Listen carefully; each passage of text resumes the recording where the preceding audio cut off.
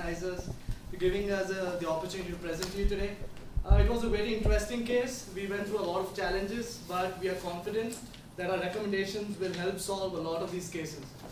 To start off, I'll just introduce my team. We are Deccan Consulting. We have Monica Ravi, Deepika Makarela, Vinod Vamma, and myself, Tarun Sharma.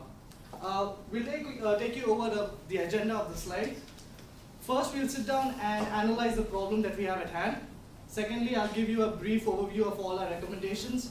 We'll then do a deep dive analysis into what we went through and what are the calculations we did. We'll take a look at a few implementation steps, a couple of risks that are possible, and then we'll open the floor for questions. If any of the judges have any questions during our slides, please feel free to ask us right then. You don't have to wait till the end. To start off, what is the problem statement? What is Getty's facing as a problem? The problem they have is that they are not able to manage the seasonality and the demand. And to be able to be profitable, they have to ensure that they manage stockouts and they are able to forecast the demand of the seasonality efficiently. There are three major issues that we kept in mind. First, from an operational point of view, the utilization. They have a lot of excess utilization, so we have to come up with a way to see how can they best use the utilization that they have and how can they improve it going forward. Second, in terms of inventory, what do they do in terms of service levels? What are the plans that they are currently using and how best they can improve that? And thirdly, of course, the most important factor is to be able to forecast the seasonality, to be able to know, where do we transport, where do we distribute, and what are the new methods that we do to get our product out to the consumers. Next slide, please. In brief, we had three recommendations, so I'll just explain each one in brief. The first one and most critical one, according to us, was with respect to the inventory. What we felt is that in the periods where we implemented top 2 margin and top 3 margin service levels, we saw a huge drop in profits, and we actually came up with a recommendation which will follow in our analysis that it is better to use target service level mechanism during these periods. Secondly, from the point of view of operations, we also felt that during the peak seasons, one very unusual characteristic was that replenishment was being done for ice creams that had the highest margin. What we feel is that replenishment should be done for ice creams that have the highest demand, because those are the ones that are going out to the customer, and that is what the customer wants. The third aspect is expansion.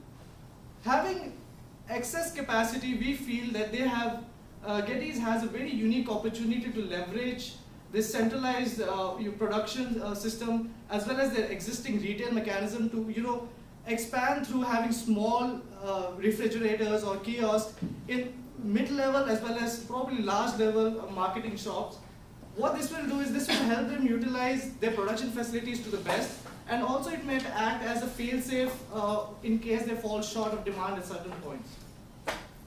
Going into the analysis, the first step we felt that was critical is to be able to see what are the challenges that are faced in terms of supply chain to the market as a whole as well as to our particular product. For the market as a whole, we first looked at the country. India is traditionally not known as an ice cream eating country. Fair enough, we take that. But if you also look at the other side, there is huge growth potential. The next 10 years, they are expecting 100% increase in consumption year on year. That's a huge opportunity to leverage. Also, the ice cream market itself is supposed to go up very high. We felt that this was a great opportunity for us to utilize the excess capacity that we have. The second point is in terms of infrastructure. Something that is very common to all of us is that the infrastructure in India, especially when it comes to cold storage and back-end cold storage, is not very adequate, and therefore they need heavy investments to be able to sustain any sort of long-term competitive advantage that they want to gain. The third is a very regulatory point of view, which is the introduction of FDI into retail.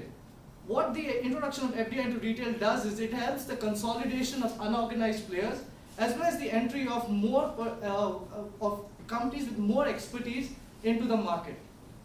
From the point of view of the product, what is it that we are providing? We provide ice cream. We provide ice cream the way it should be provided.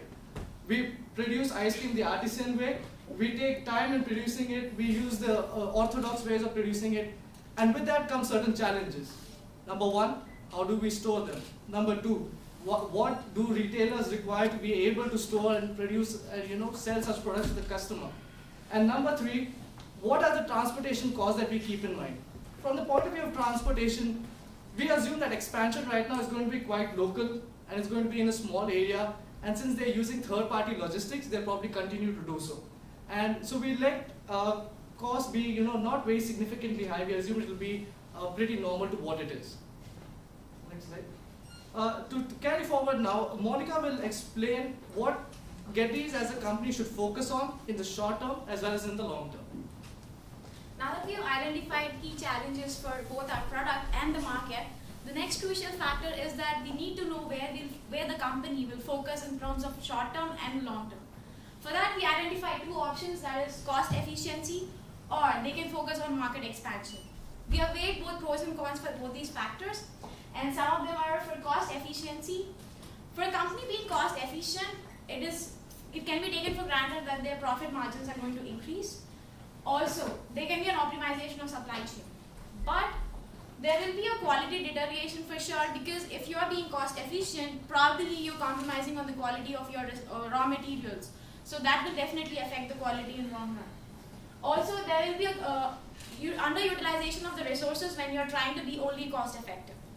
Whereas when you're concentrating on market expansion, you are going to have a best utilization of your resources.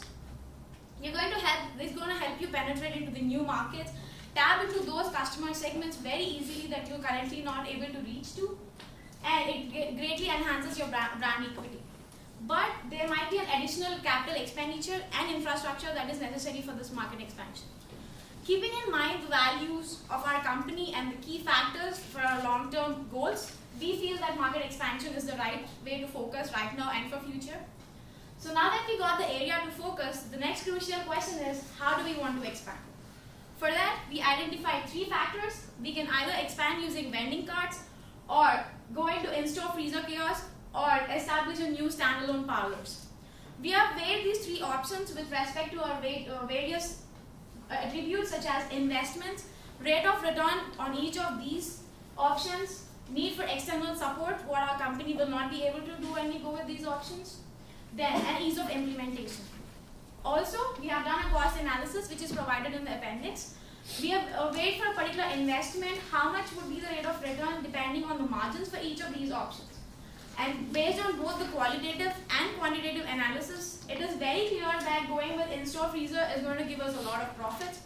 And apart from profits, this is also going to give us a huge marketing area and help us increase our brand equity to a great extent. Now Vinod will talk about capacity planning. Now coming to capacity planning, we have 2 approaches. One is for our peak season and one is for off-season. Coming to peak season, we think that we should replenish our high margin products with our high demand products, because when you say high margin, it's not necessarily imply that your overall profitability is going to go up. So we have seen that I'm going to talk about that in the coming slides, that even though the demand has gone up, you're not able to capture the profit from that. And secondly, the retail space, the rental spaces in India is very expensive. So whenever you get a shelf space, it is very important that you utilize it very well. So what you have to do is continuously they have to keep track of the demand, customer demand, and see which are all the flavors that they can eliminate. Otherwise, you're going to keep stocking products that are for which customers are not really looking for. And lastly, as Monica said, we are planning to expand into retail segment, and for this we can use the existing excess capacity that we have to suffice the demand that we get from this retail expansion. And then for our off-season capacity planning, I think this is the time where you can really experiment. This is the time where you can bring new products to the market and gauge the customer feedback from it and try to plan for your season ahead.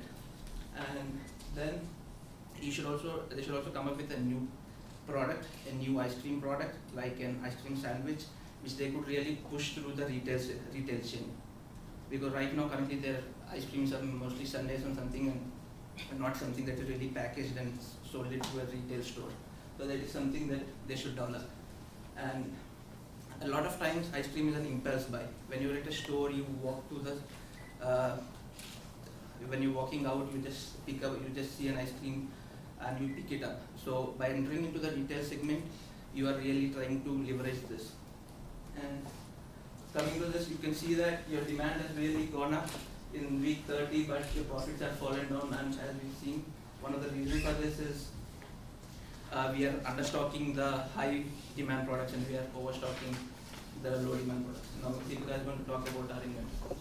Picking off where he left, we see this change due to many reasons. So the main thing we need to consider is that it's a seasonal product and we have a seasonal factor. But what if we just eliminate the seasonal factor? That means we are trying to see the underlying trend away from it being ice cream as a summer product. When we do that, we see that there is quite a flip side to the profits when we compare it this way. When we compare the average profit with the seasonality, we see that maybe there is an increase in profit in this last second and the third policy that the company is implementing. But ideally, when you go to the deseasonalized profit analysis, you see that target service level is really the one that is giving you a lot of profit. Why? Because it may be that during the top margin part of it, you're considering your high margins, but the high margin product need not be the one that is really selling. We want to give the implementation plan in this way, that go into the service level policy and implement that and the replenishment policy all throughout, but implement the retail in 3 phases. Establish the retail stores, establish contact in the next few years, and start selling.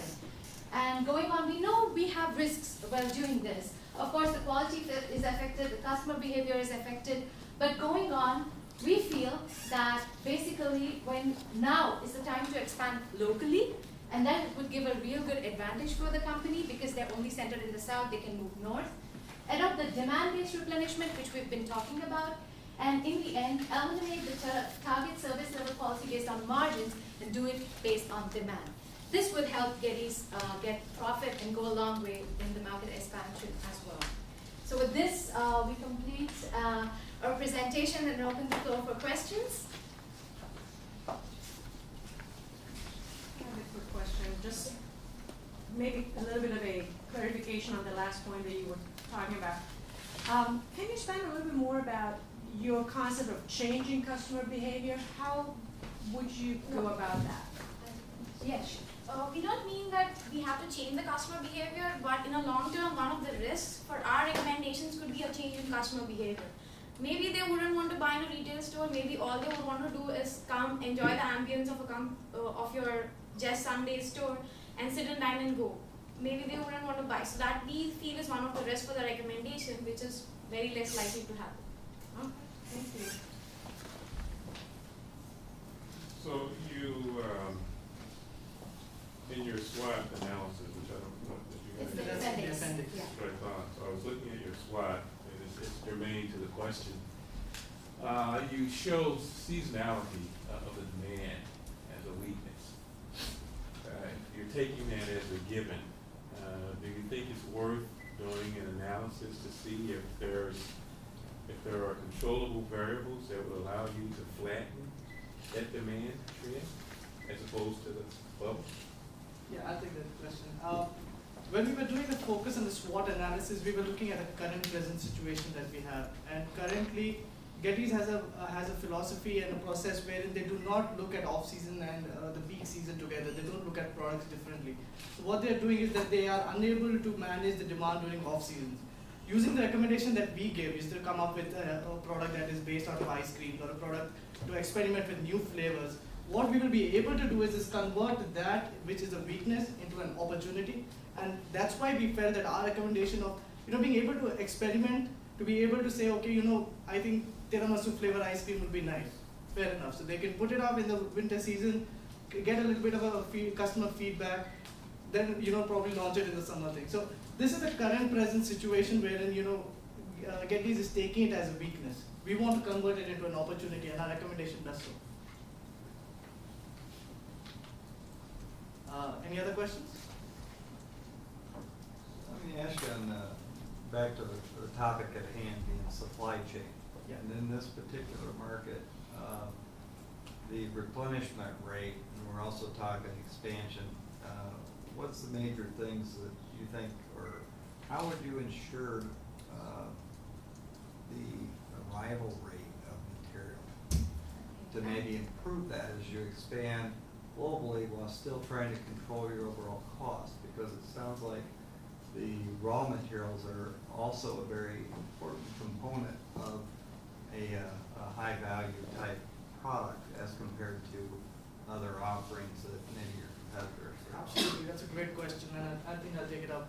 Yeah. In terms of transportation, the case very clearly defined two aspects. One is the inbound transportation, which for our condition is basically being handled by the suppliers themselves.